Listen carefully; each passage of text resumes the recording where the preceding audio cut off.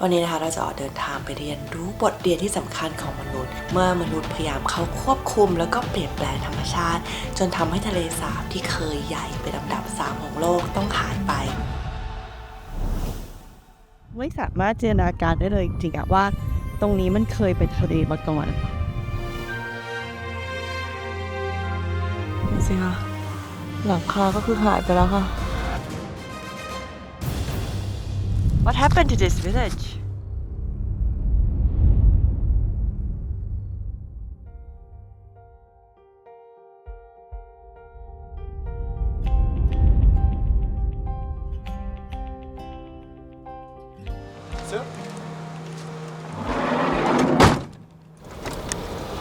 เรากำลังเดินทางออกจากไบโคดอร์เพื่อจะไปที่อาดาวต่อแล้วนะคะอาดาวเป็นเมืองที่อยู่ทางตะวันตกของคาซัคสถานค่ะ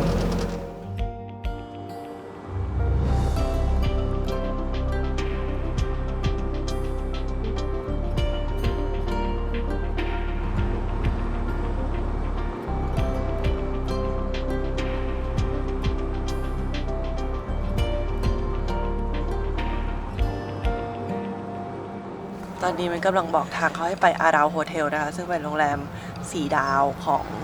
เมืองอาดาวเนี่ยค่ะโดยค่าที่พักประมาณ 50,000 ต่างเกณฑ์ก็ไม่รู้ว่าเท่าไหร่แพงไหมประมาณ 3,600 ค่ะแล้วก็ที่ไกด์บอกไว้ให้ไปนอนในเกสต์เฮาส์อ่ะคืนละ 5,000 ก็คือ 360 ก็เลยบอกขอเช็ค 3,600 กันได้ไหมแล้วเดี๋ยวค่อยไปดู 360 ต่างกันเยอะเหมือนกันนะ10 เท่านะถ้าเป็นไอโรมาโลนตอนสมัยก่อนคือ360เลยตอนนี้เมื่อคืนไม่ได้นอนเลยอยากนอนโรงแรมสบายๆแก่แล้วอะขอไปดู3,600ก่อน This one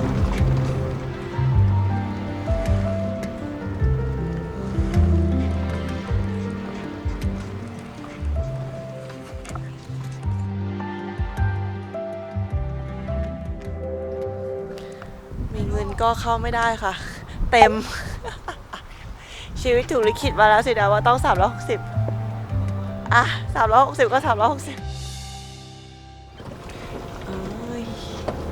จะเป็นยังไงก็ไม่รู้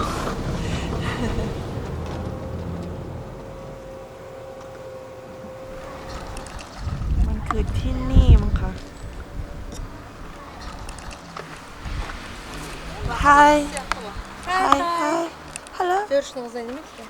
Bu ağırlığı oturdu. Это, ауыз көтереді ғой. Here Посетил. Иә. Oh hi เข้ามาครับ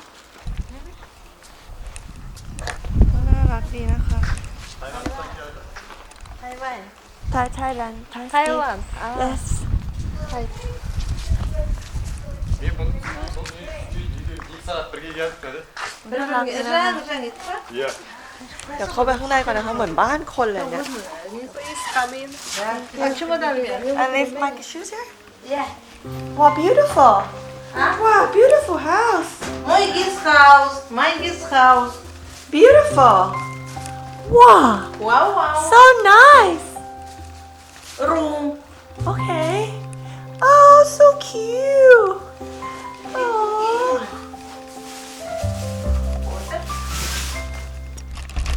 The name? Mint Yeah. Mint Mint? Yeah. You? Mint. Гульмира. Unmira Yeah. Mint. Там душ, туалет. Вон. Yeah. Toilet is that? Вот. Okay Yeah. Yeah. Okay Thank you so much Thank you. Thank you. บ้านน่ารักมากเลยค่ะบ้านสวยมากเหมือนมาอยู่ครอบครัวญาติเลยอะน่ารักมากเลยดีกว่าโรงแรมเยอะเลยแนะนำที่นี่นะคะ เดี๋ยวขึ้นชื่อให้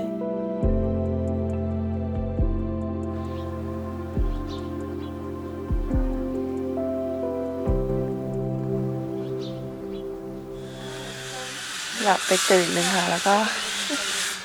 ออกมานั่งเล่นข้างนอกตอนเย็นอากาศดีมากครอบครัวนี้น่ารักมากๆใครมาอาดาวนี่ก็แนะนำให้มาพักนะตอนกลางวันบอกเขาหิวข้าวจะหาร้านอาหารเขาก็ยกข้าวมาให้กินเลย แล้วก็นั่งคุยกับลูกสาวเขาลูกชายเขาลูกสะใภ้เขาที่พูดภาษาอังกฤษได้นะ ลูกชายเขาเป็นหมอค่ะ ก็ เรียนอยู่ที่เมืองอักตาโรทางตอนเหนือ เขาก็จะพาตัวเองภรรยาแล้วก็ลูกเด็กอะผู้หญิงกลับมาช่วงหน้าร้อนค่ะ Hello Hello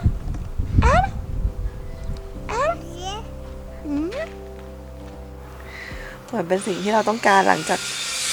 ค่ำคืน อันเดือดดาลในไบโคนอร์คือความอบอุ่น ของครอบครัว ได้พอดีเลย ดีใจ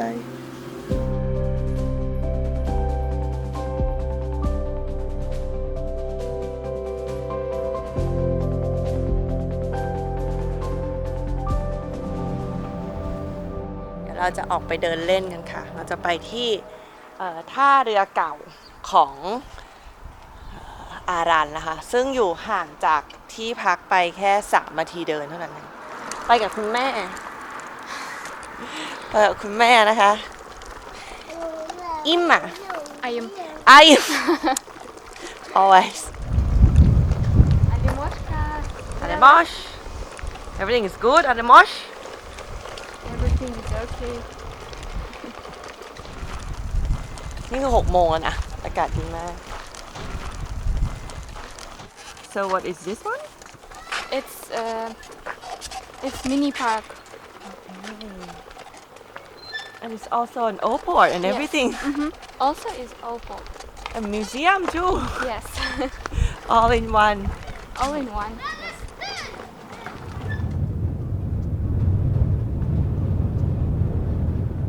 แผนที่ของอาราซีนะคะในคาซัคสถานนะคะตอนนี้ยังเป็นทะเลสาบน้ำเค็มใหญ่ที่สุดอันดับ3ของโลกค่ะทุกคน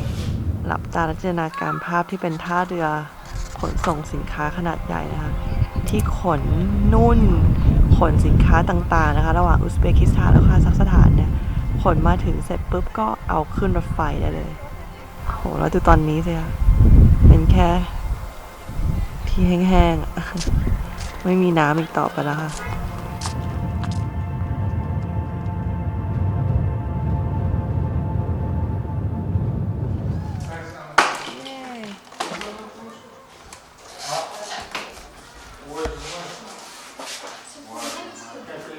นี่ค่ะคือมิวเซียมนี่ค่ะอาราซีนะคะเคยมีเกาะถึง1,000 กว่าเกาะค่ะคนเขาขนของกันมาขึ้นเรือนะเพราะว่ามันเป็นท่าเรือใหญ่มากนะ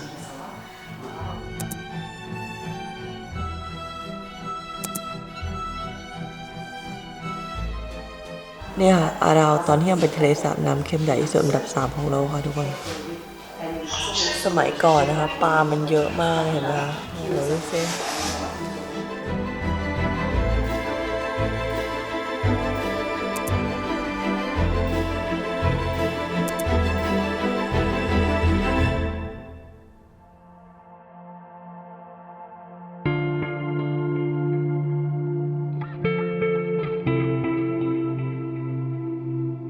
ขึ้นมาบนเรปลิก้าของเรือนะคะที่สมัยก่อนแล้วก็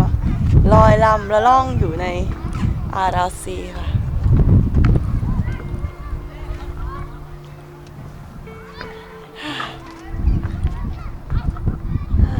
เรื่องที่น่าเศร้ามากเลย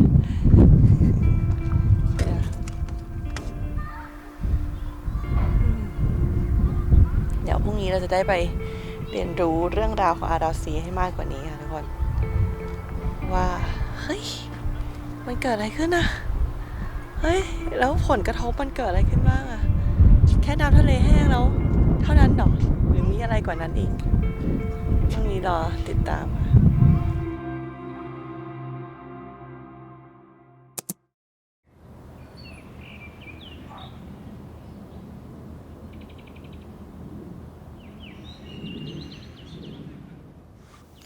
วันนี้นะคะเราจะออกเดินทางไปเรียนรู้บทเรียนที่สำคัญของมนุษย์เมื่อมนุษย์พยายามเข้าควบคุมแล้วก็เปลี่ยนแปลงธรรมชาติจนทำให้ทะเลสาบที่เคยใหญ่เป็นอันดับ3ของโลกต้องหายไป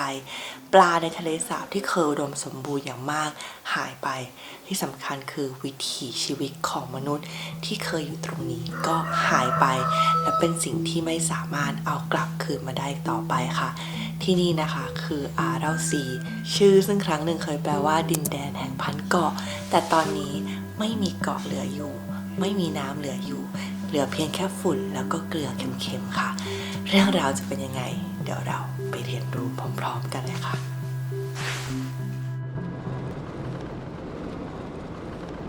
คนนี้คือคุณเซกินะคะทุกคนเซกิ Seri. เซริเป็นไกด์ของมินในวันนี้ค่ะเราจะมาเสียงดังไปด้วยกันค่ะเพราะถนนเสียงดังมากถนนโซเวียต I can see like all around it's so dry is it like this when you were young I was born in 1983, and when I was born, the sea was already gone. And the first time I went to the sea only when I was 17-year-old. Because the only way to get to the sea, you must have your own car. There is no public transport going to the sea. how many kilometers from the town to the sea The nearest point is about 60 kilometers. the road is crazy ทะเลสาบอาราซีเนี่ยนะคะมันเกิดจากแม่น้ำสองสายนะคือมูดาเรียแล้วก็เซดาเรียค่ะโดยมูดาเรียเนี่ยจะให้น้ำทั้งหมดประมาณ 75% กับทะเลสาบแห่งนี้ค่ะส่วนเซดาเรียก็คือส่วนที่เหลือนะทะเลยกมี 1950 นะคะโซเวียตเขาตัดสินใจว่าเรามาทำไร่ฝ้ายกันดีกว่าแล้วเขาก็เลยเอาน้ำจากมูดาเรียผ่านเข้าไปเป็นระบบชลประทานทำไร่ฝ้ายแล้วคือระบบชลประทานก็ทำไม่ได้ดีนะ 50% ของน้ำที่ไปในระบบชลประทานนี้นะคะหายไประเหยไปอีก 50 ไม่ถึงดีก็จะไปถึงได้ฝ้ายค่ะผลที่ตามมาก็คือว่าอาราซีภายใน 40 ปีขนาดลดลง 90% นะคะ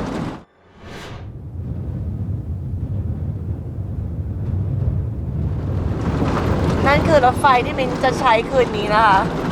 นั่งจากอาเราไปอาเกราวค่ะทางรถไฟเส้นนี้นะก็จะเชื่อมไปจนถึงรัสเซียเลยนะคะ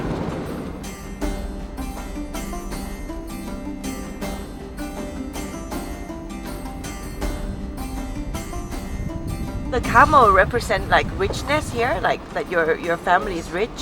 Yes. How much is it per camel? The one adult female camel costs about 800,000 tenge, which is about $2,000. ว้าวม้านะคะจะถูกกว่านะคะ เพราะว่าเขาให้เนื้อน้อยกว่าอูฐค่ะ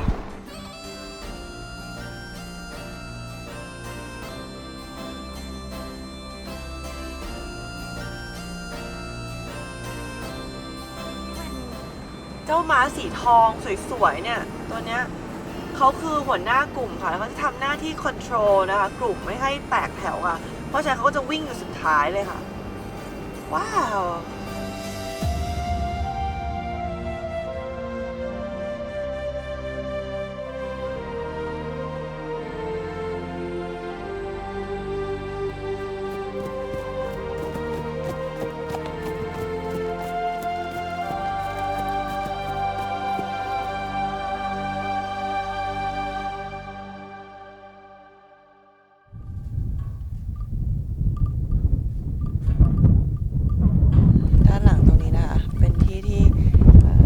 เจ้าของ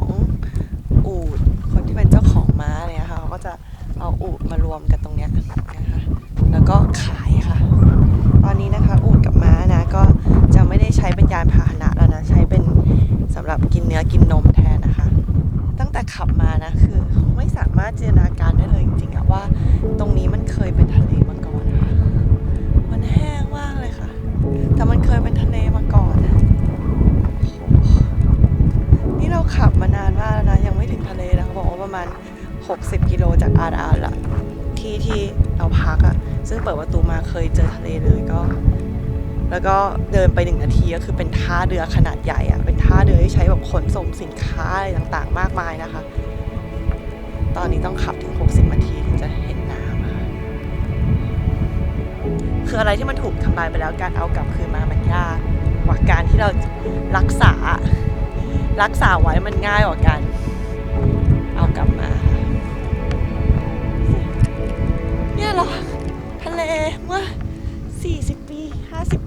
เนี่ยเหรอโอ้โห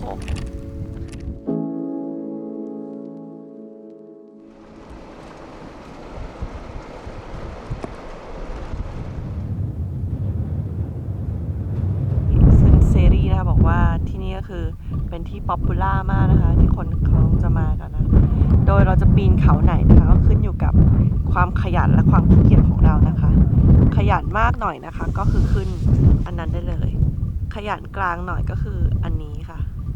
ขยันน้อยสุดก็คืออันนี้ค่ะ คิดว่ามินขึ้นอันไหนคะ อันนี้สิขยันเยอะๆทำไมอ่ะ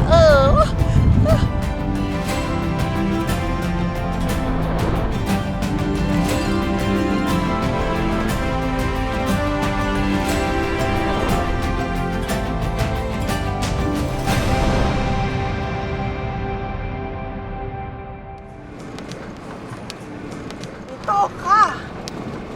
เห็นไหมอ่ะ So in Aarau, how often does it rain? In summertime, maybe sections. ถ้าเห็นขาวๆตรงพื้นนะก็คือเกลือนะเนี่ยขาวๆเห็นไหมอ่ะมันคือเกลือค่ะ แนวเทือกเขาที่เห็นข้างหน้าเนี่ยนะคะก็คือมันคือเคยเป็นโคสต์ไลน์มาก่อนนะแล้วก็น้ำมันก็จะมาถึงตรงแถวนี้เลย แล้วก็ปัจจุบันก็อย่างที่เห็นน้ำมันก็อยู่ตรงนู้น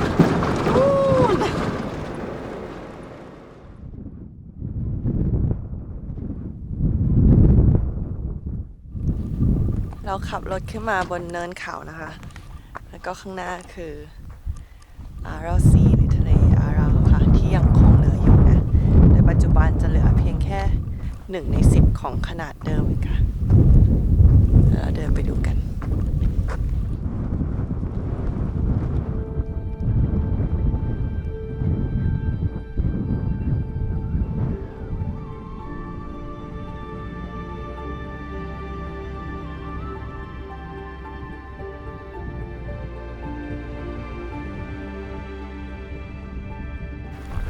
ปัจจุบันนะคะที่นี่เขาก็ยังมีการตกปลาอยู่นะ แต่ว่ามันก็ไม่ได้สะดวกเหมือนเมื่อก่อนใช่ไหมที่เปิดประตูออกมาหน้าบ้านแล้วก็ตกปลาได้เลยค่ะ ตอนนี้ก็ต้องขับรถออกมาเป็นแบบ20 30 40 50 60 กิโลเมตรเพื่อจะมาตกปลาค่ะ จริงๆแล้วทะเลอาราวเนี่ยนะคะก็อยู่ใน2ประเทศนะคือคาซัคสถานแล้วก็อุซเบกิสถานนะหลังจากความพยายามที่จะกอบกู้ทะเลอาราวนะในปี 2005 ค่ะก็สามารถนำน้ำเนี่ยกลับมาในฝั่งคาซัคสถานได้จำนวนหนึ่งประมาณเพิ่มขึ้นประมาณ3 เมตรก็คือนิดเดียวนะแต่ฝั่งอุซเบกิสถานเนี่ยก็คือแห้งสนิทเลยค่ะนึกภาพจากเมืองที่เคยเป็นพอร์ตด้วยแบบมีเรือสินค้าต่างๆมากมายคนยังชีพและชีวิตชาวประมงนะแค่เพราะว่าการตัดสินใจแบบใช้คำว่าไม่ค่อยฉลาดนะคะของสหภาพโซเวียตนะของมนุษย์เนี่ยใช้ธรรมชาติเหมือนเราเป็นเจ้าของเขาไม่ได้เหมือนว่าเราอะอยู่ร่วมกันนะคะผลที่เกิดขึ้นมันก็เลยแรง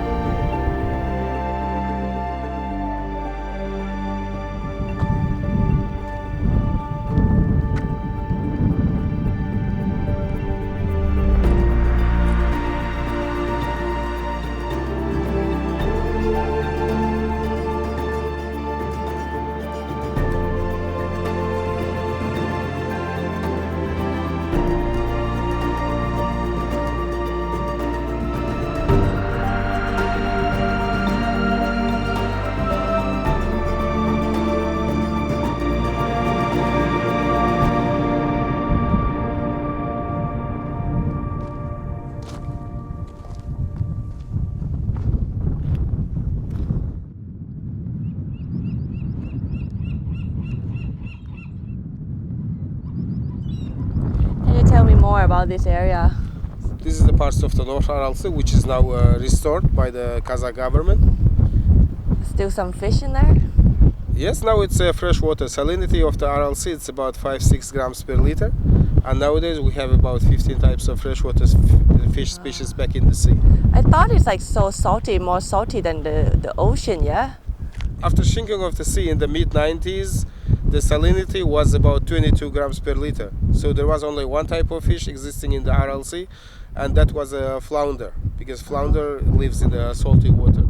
But between 2002 and 2005, there was built the Kokaral Dam. Sirdarya, feeding the Aral Sea, now flows into the Kazakh part of the sea, into the north part. But South Aral Sea, it's only a question of time. It will just disappear from the world map. Oh, Because really? now there is no water flowing into the south part.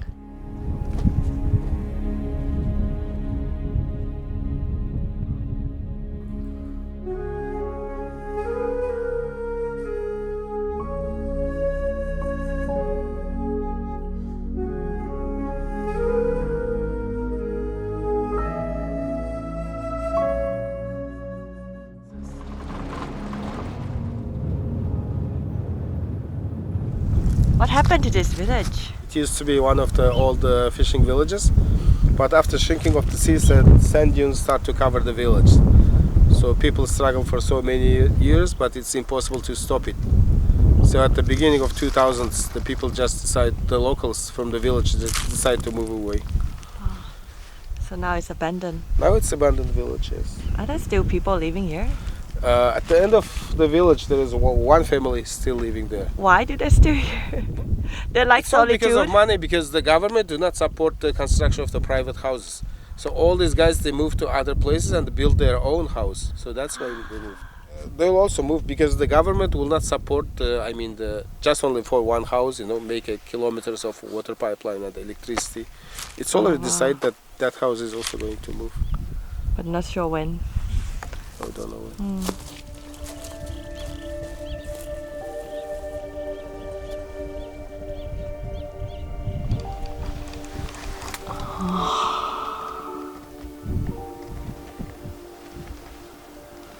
ดูสิคะเนี่ยหลังคาก็คือหายไปแล้วค่ะ ครัวน่าจะเคยอยู่ตรงนั้นเมื่อก่อนนะส่วนที่เศร้าที่สุดคือส่วนไหนรู้ไหมที่เขาบอกว่ารัฐบาลก็ไม่ได้ช่วยที่จะแบบย้ายหมู่บ้านคนออกไปเลยแบบเหมือนไม่ซัพพอร์ตอะไรทั้งสิ้นเงี้ยค่ะคือเขาบอกว่าในเขตอาราวเนี่ยคนอยู่ในเมืองอาราว 40,000 ข้างนอกอีกประมาณ 30,000 ก็อยู่ในหมู่บ้านเล็กๆอย่างเงี้ยสภาพแบบความเป็นอยู่เราก็เห็นว่ามันเป็นยังไงผ่านมาตลอดทางมันแบบมันไม่ได้มีอินฟราสตรัคเจอร์หรืออะไรซึ่งต้องไม่ลืมว่าคาซัคสถานคือประเทศที่ส่งออกน้ำมันหนักมากนะเขามีเงินแต่เงินไม่ถึงประชาชนนะ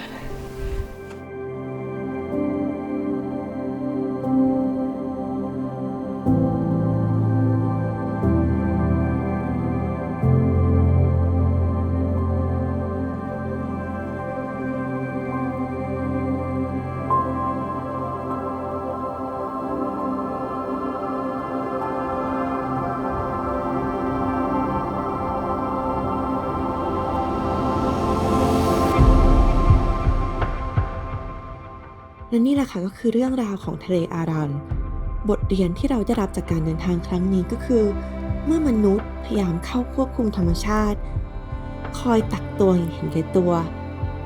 สุดท้ายก็ไม่พ้นมนุษย์ด้วยกันเองที่ต้องรับผลจากทะเลสาบที่ใหญ่ติดอันดับโลกกลายเป็นทะเลทรายจากหมู่บ้านชาวประมงกลายเป็นหมู่บ้านร้างและผลกระทบมันไม่ใช่เกิดแค่ในคาซัคสถานแต่เกิดขึ้นกับทั่วโลกน้ำที่หายไปนอกจากทำให้ฝนตกน้อยลงหิมะที่เคยตกบนแนวทานน้ำแข็งก็น้อยลงทานน้ำแข็งที่เป็นจุดกำเนิดของแม่น้ำสำคัญหลายสายกำลังหายไปทุกอย่างเกิดขึ้นต่อเนื่องเป็นวงจรที่ดูจะเลวร้ายขึ้นทุกวันก็ไม่รู้เหมือนกันว่ามันจะไปจบที่ตรงไหนแต่ถ้ามนุษย์ยังคงตักตวงจากธรรมชาติโดยขาดความรับผิดชอบต่อไปปลายทางข้างหน้ามันคงไม่สวยงามแน่นอน